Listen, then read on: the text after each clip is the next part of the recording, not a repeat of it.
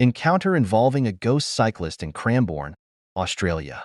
I am a 45-year-old woman in Victoria, Australia. I was driving through Cranbourne on my way to Devon Meadows, probably between 4 and 5 a.m. sometime in winter 2005. The morning was a very foggy one. I was on the South Gippsland Highway. I spotted a cyclist some way in front of me. I slammed on the brakes, but my car didn't look like it was going to stop in time. As I drew closer, it started appearing to me like the cyclist was going backwards. Then it became evident that he was transparent. He ended up sitting on my bonnet. By the time my car came to a stop, it looked like he was made out of a kind of golden light. He stretched his hand towards me through my intact windshield. He seemed to want me to take it, and I did. It felt spongy and strange, like nothing else I've touched. After a moment, he vanished. This seemed to invite other ghosts in. I was haunted for the rest of the morning. I saw a disembodied torso appear in a window, terrifying me, and also a ghost man with a ghost dog on a veranda. The ghost man was an older one who wore a white undershirt-type singlet. I believe the ghost dog was mostly white with some black patches. They have been seen by at least one other person that I know of. I searched TAC records and reached out to Cranbourne locals and via Facebook, looking to find out as much as I can.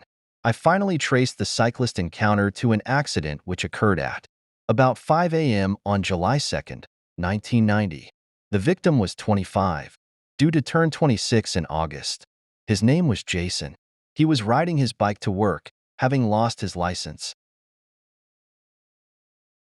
Very early in the morning, was hit from behind by a red Ford, though some locals seemed to think it was a truck, and killed. He was rather a lost soul and had a sad background, but did have some good friends. He spent a lot of time on his own despite this. When I met him, I felt like he wanted my comfort and maybe my help. There was a lonely, sad feeling about him. One of Jason's friends kindly gave me information about Jason's life and death, as well as giving me his identity. Other Cranbourne locals have also assisted me in piecing this together. It is the only cyclist fatality that ever occurred in all of Casey at that time of day, according to TAC records. The records were not accurate with respect to Jason's age, though. I know that because I've seen a photo of his grave, which I've since visited. His friend also told me that TAC just use initial estimates from the accident scenes to record the age of victims. I've been told that others have seen my ghost cyclist as a rider in a fog who then vanished. I believe he probably reached out to me because we had certain commonalities, on top of my being there on a foggy winter early morning much like the one he died on. Also, I was 26 when I met him, nearly the same age he was at death.